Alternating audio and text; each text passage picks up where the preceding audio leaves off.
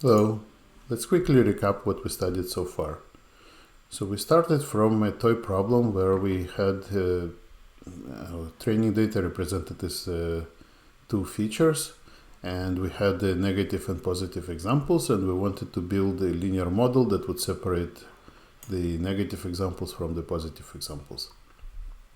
We did this by collecting our data, preparing our labels, positive and negatives, and initializing model to some random numbers, and then iteratively updating the angle and the bias of the line, such that after many iterations we get the line that's best at separating the negative and positive examples. Then we saw that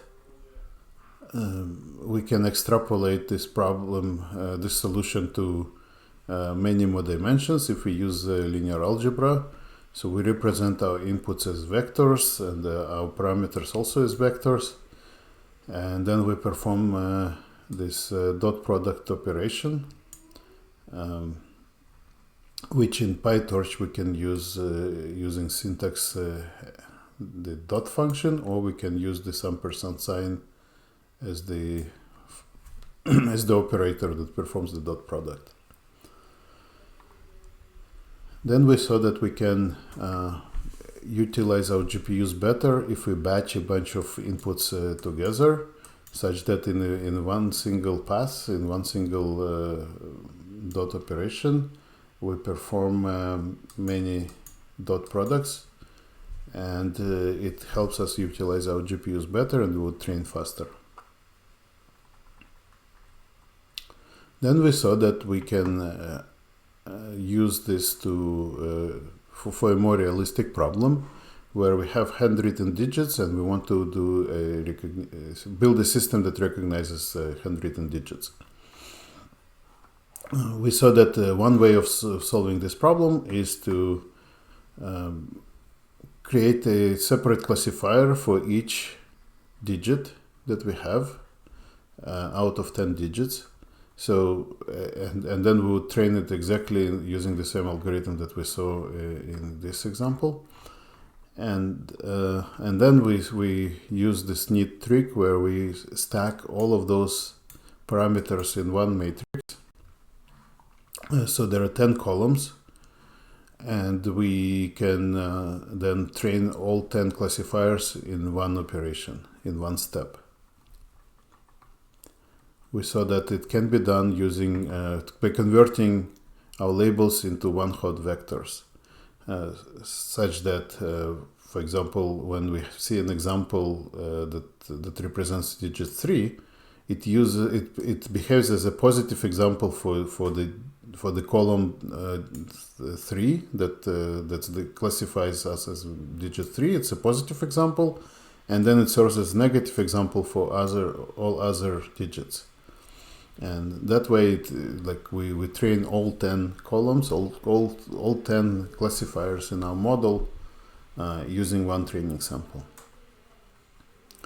Then we saw that we need to use a sigmoid function instead of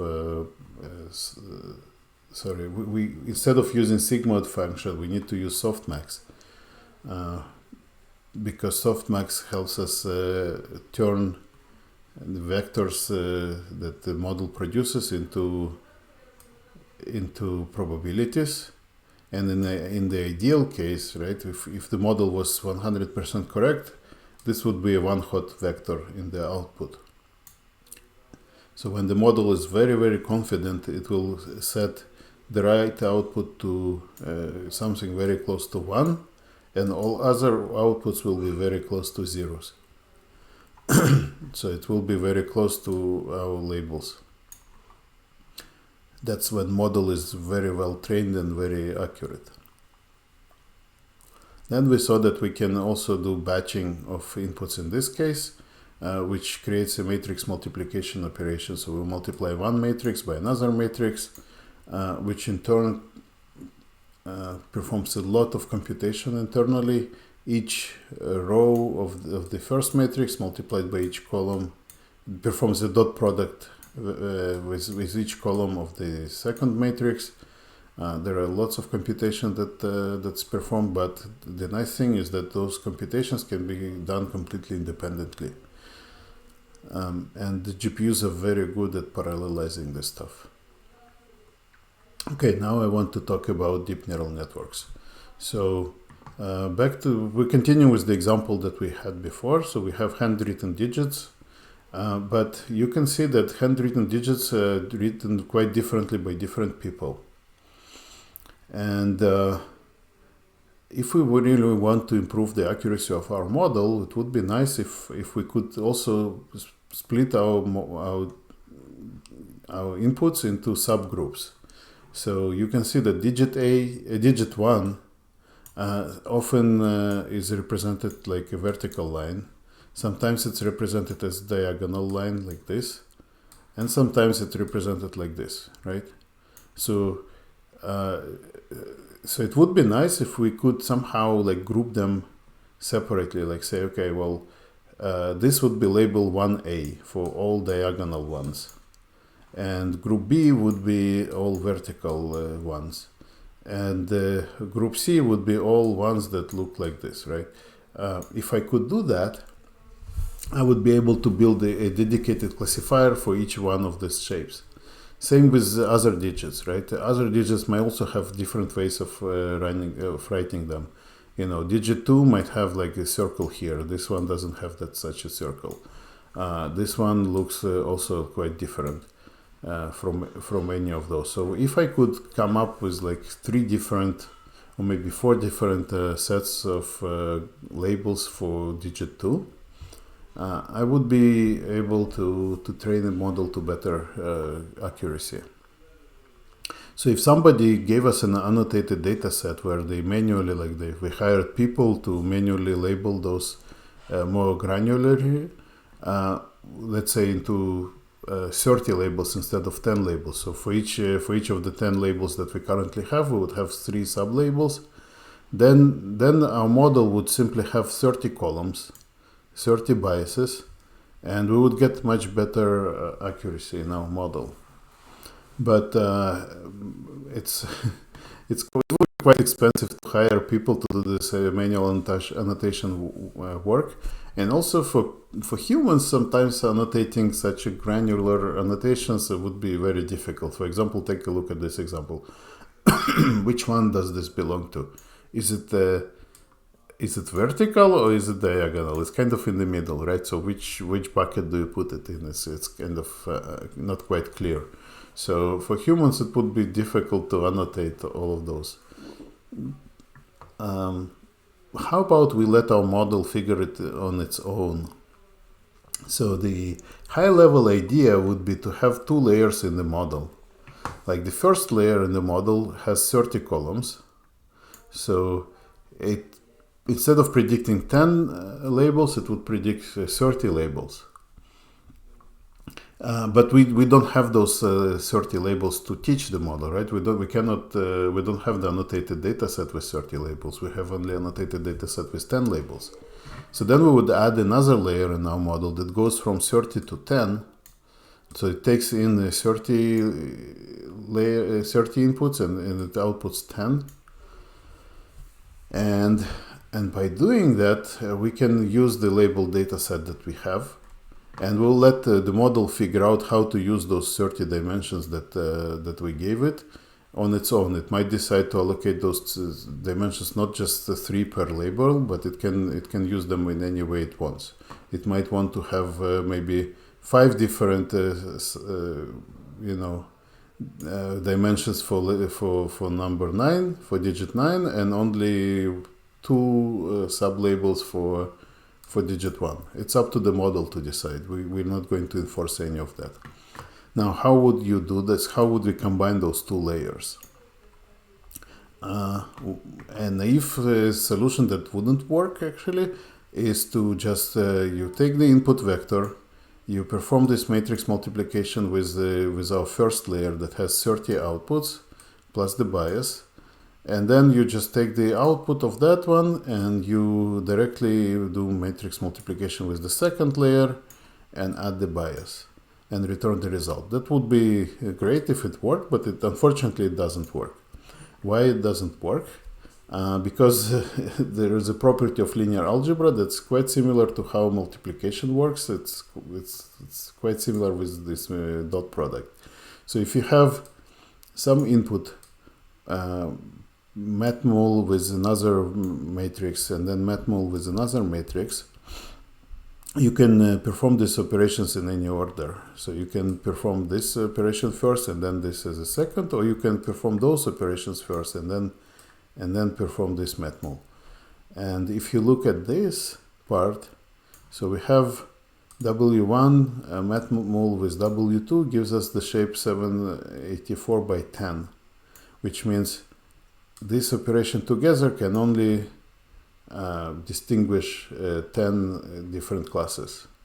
Like it does not give us any additional expressiveness in the model compared to what we did in our previous example when we had only 10 columns, right? What we did here, we'll probably get exactly the same accuracy. So we added like a lot more parameters. So we like tripled the number of parameters in our model by having here like 30 columns instead of 10 columns. And the model didn't become any better. But it's not hard to break this linearity problem. We just need to perform an additional non-linear operation when we perform this matmuls. So after performing this operation, we will run a separate function on each of the values in the matrix that's not linear, and then this no longer holds. Like this will not be true, and the math will just work as we need it to work. Now, what is a nonlinearity? Usually it's a very simple function. There are many functions that people use. I plotted here. I just like grabbed the screenshot from some websites that like these are some common functions that people use. In most cases, what people are trying to do is to have, for positive numbers, if your number is 2, you would like to output also 2 in the output. If your number is 4, you would like to output the number as is. So for positive numbers, you don't want to change it as much. For negative numbers, you would want to output 0 usually. That's what people usually do, and the simplest solution here, it's hard to spot on this slide, but it's called ReLU. ReLU is a very simple function. It says like if the number is positive, just return the number itself. If the number is negative, return a 0. And it's a very simple function to perform in hardware, right? And you look at the sign bit, if it's negative, just output 0. So ReLU is quite popular. In the more sophisticated models, we're trying to use something like this, where it's more smooth around the zeros, so that gradients flow slightly better. But yeah, this is roughly what we do. So again, if we look at the code, so we go through the first layer, where we output the vector of 30 for each input, right? Then we perform this non-linearity, where in case of ReLU, we simply zero out. So like we have layer 1 result, we'll have a bunch of numbers. It's a matrix with 30 columns. And the number of rows is just the number of examples in the batch. And we just zero out. So ReLU will zero out all negative numbers and leave untouched all positive numbers, right? And so that would be the result of our first layer in the model. And then we take that result and we do a matrix multiplication with the second weight matrix. And just by doing that, we can achieve roughly 93% accuracy. So with just one layer, we had 90% accuracy. With 2 layers, we get 93% accuracy, which is quite a significant boost in accuracy. Even a human cannot achieve 100% accuracy. Like I would, maybe looking at this digit, I would think that it's 4, right? There are some digits in this data set that are very difficult to say what they are. So Achieving 100% is very difficult. So 93 is quite respectable given how simple this model is. And I put here a Google Colab that explores this, you can add more layers, you can do all kinds of interesting things. And I intentionally left a bug in it, so if you find a bug, you can try to fix it. So my model, the way it's in this Colab, might not always work. Sometimes it will reach the 93% accuracy, sometimes it won't. So I challenge you to figure out why. I also recommend you try out different activation functions. So instead of just ReLU, try some other non-linearities and see how the model performs. So when you have a model with multiple layers, even if there are only 2 of them, that's now called deep neural network. So if you previously didn't know what deep neural network means, it's deep because it has more than 1 layer. So another common name for a model where we just take those linear layers and stack them together, they often called multi-layer perceptron, so it's MLP. You will see in many scientific papers people refer to this as MLP, where it's just a bunch of linear layers with various intermediate widths that people fine-tune. Like somebody can decide that they want 30 columns in this metric. Somebody else says, like, how about we try 100? Now, adding more columns doesn't always help. Like, why don't we add like many more? Like, why do we go with three sublabels and not 10 sublabels? If you make it too granular, you need you add a lot more model parameters, and then you need a lot more data in your training data set to actually converge, because all these parameters, like the more parameters you have, the more data you need to train your model. So having bigger models doesn't always help, and sometimes just putting more parameters can hurt your model's performance.